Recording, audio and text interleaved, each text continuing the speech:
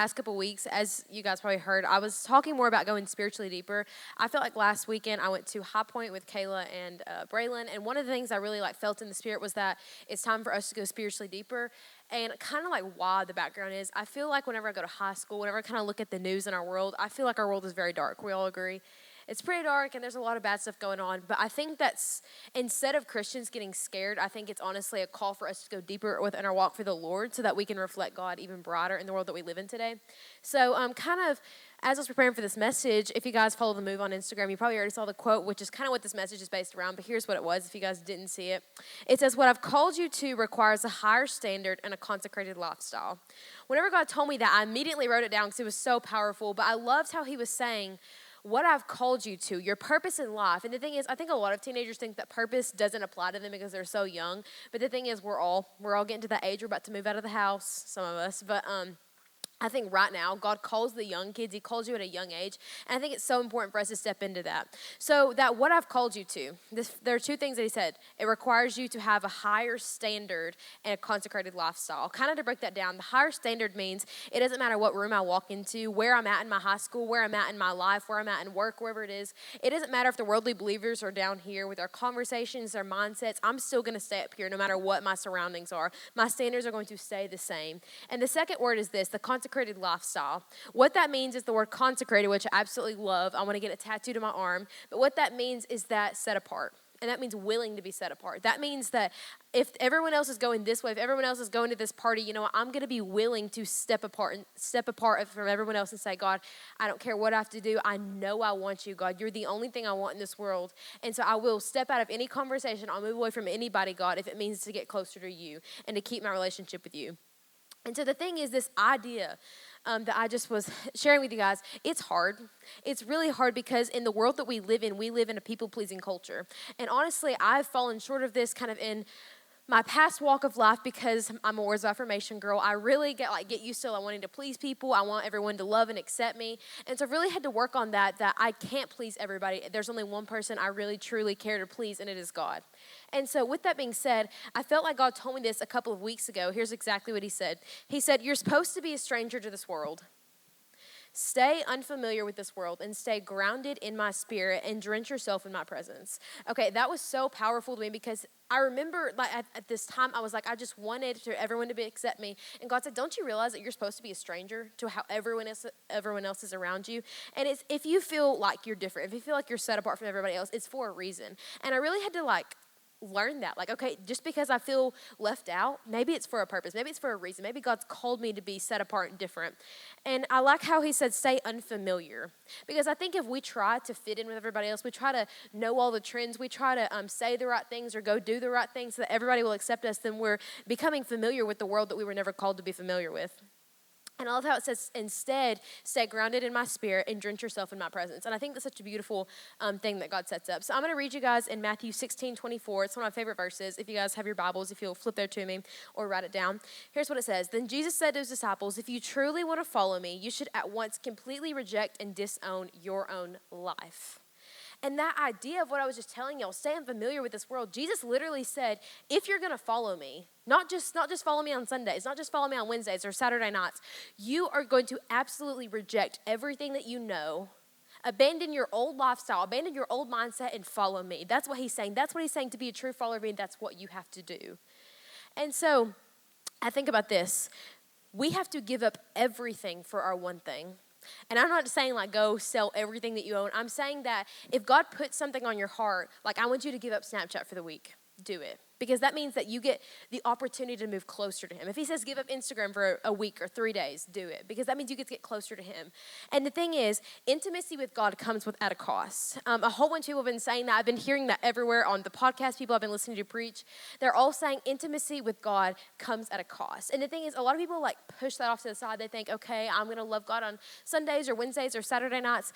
but not at the expense of my popularity, not at the expense of my image. But the thing is, if you want to have a close relationship with God, it comes at a cost. You have to give up some things for you to be closer to God. And so I think of the story about Matthew, and it's actually in Matthew, but I think of this story whenever Jesus comes up to Matthew. And if you guys already all know, he was a tax collector, he was working, Jesus comes up to him, and he says, follow me. And Matthew literally got up from his work. He literally got up from taking money to work for the Romans. He got up and followed Jesus literally. He abandoned his old lifestyle. And that thought in Matthew 16:24 says, if you want to follow me, you'll reject everything you know. And Matthew literally did that. And I think almost like it's time for us to model that, because he knew that for me to be close with God, there was a price that it came with. And that thought, intimacy with God, comes at a cost. It's something that you and me have to pay for if you want to be closer to God. But in the end, it is so worth it. So I have two ideas that I kind of have been working on in my personal life, and I've been kind of like talking to other people about this. I'm going to share both of them with you. The first one is this: to have a higher standard of living and to have a consecrated lifestyle, it is going to take, number one, dedication and devotion. If you have a journal, I guarantee that you should write this down so you can really like work on that. So one thing that I know that God values is consistency. He values our consistency, because it would mean more to him if you spent an hour with him every day than 4 hours with him in one day. I don't know if that made any sense to y'all. It might have sounded like a lot of numbers. But God values you saying yes to him every single day. And a verse that I really love, I'm going to share it with you guys. It's in 2 Chronicles 16:9. It's one of my favorite verses. It says, for the eyes of the Lord move to and fro throughout the whole earth, looking for someone's hearts who say yes to God so he can strengthen them. And I love this idea because it's saying that God's not looking for you to be perfect. He's not looking for you to spend 40 hours with him a day. He's not looking for you to know the Bible back. I just said 40 hours in a day. There's not 40 hours in a day. Did anybody else just catch that? Well, anyways, so he's not looking for this profound Christian who knows the Bible front to back. He's looking for someone that's going to say yes so he can strengthen them. And I love that verse because that consistency. God's looking for you to say yes, not just on a Sunday, not just on a Saturday, not just on a Wednesday, but every single day for you to say yes to him. And I remember God told me this. He said, I'm calling you to devote every aspect of your life to me. And I remember I was thinking about that, and I was like, okay, God, that's like a lot. That's a lot you're asking of me. And so I remember thinking about all these different things and saying, okay, does this area of my life glorify God? Because if it doesn't, I have to get rid of it. If this area of life doesn't glorify God, I need to get rid of it. And so I just encourage you guys to kind of start evaluating your life more. Does this glorify God? Does this glorify God? In every aspect of your life, is it glorifying God? Because it is for a purpose, and you need to be glorifying God in every area of your life. So you guys will flip with me to Matthew 14:24. We're going to go there right now. Oh, I already read that. Never mind. No, I didn't. Okay, great. Sorry. My notes are everywhere. Okay, so I love this story in the Bible. It's about Peter and how he walks on the water. I think this is something that like Jesus always brings me back to, is this story. And I'm going to read it to you guys. It starts off, it's in chapter 14, verse 24. And so I'm going to read it to you guys out loud. But the disciples who were now in the middle of the lake ran into trouble, for their boat was tossed about in the high winds and heavy seas. At about 4:00 in the morning, Jesus came to them, walking on the waves. When the disciples saw him, they were terrified, and they started screaming, a ghost. Then Jesus said, but be brave and don't be afraid, for I am here. Peter shouted out, Lord, if it's really you, then let me join you on the water. Come and join me, Jesus replied. So Peter stepped out onto the water and began to walk towards Jesus. But when he realized how high the waves are, he became frightened and started to sink. Save me, Lord, he cried out. Jesus immediately stretched out his hand and lifted him up. What little faith you have. Why would you let doubt win? And I think about that. And I remember this idea that God had brought back to me. He said, okay, whenever I call you out of the boat, you have to stay with me. And I began to think about whenever God called me to start doing the move, if I lose my gaze with God for a second, I feel like everything starts to drown in my life. Like literally my emotions are out of whack, my relationships are out of whack, my friendships are out of whack, just everything just goes out of place if I stop losing gaze with God. But because the thing is, he is my constant in my life. He's never going to change. And so I have to lock eyes with him every single day. So that idea of God values my consistency, that means every single day I'm going to get face to face with God and I'm going to lock eyes with him. And I begin to think about whenever Jesus calls you out of the boat, whenever Jesus calls you to go do something crazy, to throw away your life and just go after him for his plan, to throw away your plans for his plan. And I think about Peter, how he said it took 1 second and he realized what else was going on around him. Because the thing is, whenever God calls you to do something, it's not going to make sense. But God does the impossible. And he's calling you to walk out. Because, I mean, walking out in water, I don't know if this is making any sense, but whenever you walk out on water, that's like literally impossible. And so he would walked out on faith, but once he started looking at the circumstances, then he began to drown. So whenever God calls us out on faith, we can't look at anything else but him. Because he called us out by faith, so we have to rely on that. I hope that, does that make sense, everybody? Okay, good. So if Jesus isn't your one thing, you'll cave to culture. One of our pastors said that the other day at High Point, and I love that. He was saying that if Jesus isn't your one thing, whenever you get, I think a lot of people, they rely on their parents' relationship with God. They rely on their parents taking them to church, making them go to church. But once they get out on their own, whenever they graduate, they're living on their own, they start to succumb to peer pressure. They start to go do things they never thought they would do.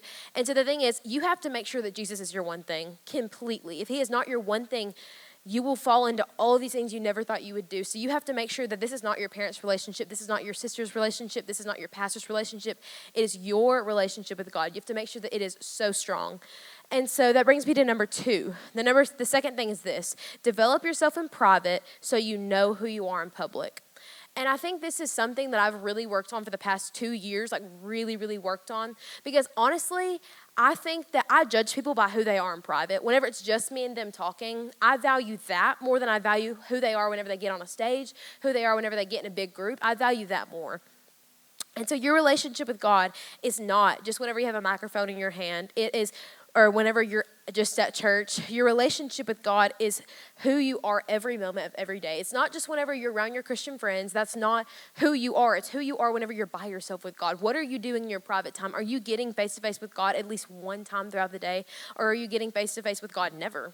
Because that really shows who you are. And so, okay, you're going to laugh at me, but I was listening to a podcast again, and there's this guy named Todd White, and I'm telling you, he makes me want to, fall more and more into love with Jesus every single day. One thing that he was saying that I was listening to the other morning was this. He said, if you don't go to sleep talking to Jesus, if you don't wake up to him, if you're not driving and talking to him, and if you're not talking to him in every aspect of your life, I doubt you even know him. And whenever he said that, I was like, oh my gosh, whenever I'm driving, I need to be talking to Jesus. Like every single moment of my life, I need to be talking to him. Because I just love that idea of, he was explaining that whenever he wakes up in the morning, he doesn't go get on his phone. He doesn't go and get a cup of coffee first. He immediately wakes up, gets out of his bed. While he's still sitting in his bed, he thanks God for waking him up in the morning. And then he goes immediately into his prayer room and spends an hour or two every single morning before he does anything else. That's how much he values God. And then he was talking about in every single aspect of his life, if he has a spare second, he is talking to God. Whenever he's even ministering, he's always talking to God. And that's how his relationship has gotten so strong with him. And so the other day I was scrolling. I almost said TikTok, but I don't have TikTok. I'm on Instagram Reels. So I was scrolling and I saw this, and it says you'll only starve if you eat on Sundays. And I began to kind of think about that. I was like, that's so true. If we only are feeding our spirit on Sundays or on Wednesdays or Saturday nights, I feel like I've said that 3 times. Sorry, but if we're only feeding our spirit whenever we're in church, then we're doing something wrong. It is something that you do every single day. And so the thing is, your flesh and your spirit. Do y'all know the differences between that? Your flesh is like what it craves worldly things, but your spirit is your relationship with God. If your flesh and your spirit are always constantly fighting for your attention, and if you aren't feeding your spirit, then your spirit becomes weak and the flesh wins. So that is why I think it's so important that we are constantly feeding our spirit, man, always, every single morning. So I'm going to read y'all my favorite verse in the Bible. It's in Matthew 5. It's the Beatitudes. If you guys will flip there with me or write this down. Anyway, so here's what we're going to be reading in Matthew 5. We're going to start off in verse 13. Here's what it says. You are the salt of the earth. But if the salt should lose its taste, how could it be made salty? It's worth nothing more than to be thrown out and trampled on by men. And I love this idea because it's saying, I'm going to explain it to y'all. I feel like if you've been coming to Move, you probably know what that means because I preach on this literally almost every week. But basically, if you guys, for the online viewers who haven't heard this before, what that's saying is, you're the salt of the earth. Back in the olden days, whenever they didn't have refrigerators, they used salt to put the meat in to keep the meat fresh before it was time for it to be cooked. And so this idea of that you're the salt of the earth, that means that we are called to keep non-believers fresh. We're called to go out and be disciples, to get people to come to Jesus. That's what we're ultimately called to do. We're called to be disciples and go make more disciples. And so I love this idea. And then it says, but if the salt loses its taste, it's worth nothing. It says you can throw it out onto the street. Like, it's literally worth nothing after that, because then it is something that needs to be kept fresh after that. So I love this idea that Jesus is like setting up and portraying. He's saying, if you aren't keeping other people fresh, then you're worth nothing more than to be thrown out on the street. And so that is why it's so important for us to develop ourselves in private. So I love this quote that my mom said like a couple years ago, and it's always stuck with me. She says, whatever is in your heart comes out of your mouth. So my question is to you, what are you putting in your heart? What are you doing in your private time? What are you investing in your private time? Because I'm telling you, whatever you're investing in your private time, that will come out in public. So whenever you hear people talk, whatever they're saying, it's ultimately just flowing out of them. Like, they're not like practicing what they're going to say, obviously. So whatever you're like putting in your heart, that's going to come out of your mouth. And I found that if I spend more time with God, then whenever I'm talking to people, it just immediately comes out. I think about, this is a silly example, but a lot of people come up to me for advice. Like, it's always happened, like relationship advice, like all in high school and stuff. And I found that like last year or a couple of years ago, whenever I wasn't as close with God, I would give awful advice. Like, sometimes I think about advice I've given people and I'm like, that is embarrassing. Please don't ever follow that. But then I think about like where I'm at now. I just can't help but quote scripture whenever I'm giving people advice. Like, it just flows out of me. And the thing is, that's because I started filling up myself with the right things. It just flows out of me. Like, God's word just flows out of me because I'm putting him in my heart. So kind of in closing, what I was talking about throughout this whole message was going spiritually deeper. So I think this is almost like a call. It's been a call for me recently just to go more and more deeper with God, but it's almost like something he wanted me to share with you guys too. So, here is the last thing I'm going to tell you guys, is that there's an urgency right now. I kind of touched on this whenever I first started, that whenever you think of this world, it's super dark, but I honestly think that's a call for us to shine brighter for God. I remember one time I was praying and I was like, God, I hate Texarkana. I hate my city. And he was like, no, why would you hate it? And I was like, God, it's so dark here. I feel like I have no good Christian friends. And he said, well, you know what? Maybe I've called you to be the light in the dark place. And so since that moment, since after that, I started the move and I met all these amazing people like all of you guys.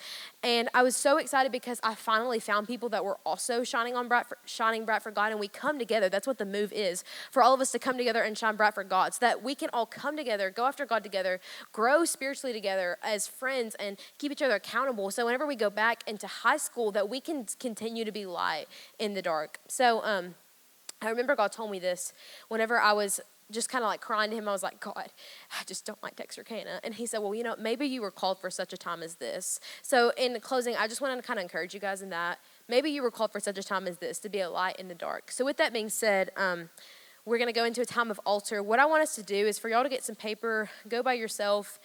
And what I want y'all to do is kind of like set some goals. I know that we're about to have New Year's, but I think right now we need to set some goals for this new week. Like, some of mine that I've been doing is less screen time, spend a certain amount of time with God in the morning or at night or during my day, only listen to worship music, not secular music, a little bit less Taylor Swift, more of Upper Room, you know, just little stuff like that. So I just encourage you guys to set like 5 to 10 goals for yourself throughout this week. And I kind of want to start doing this like every week to just kind of keep ourselves accountable. And what I do is I pin it in either my bathroom, in a mirror or something. So every single morning whenever I wake up, I can kind of go over those.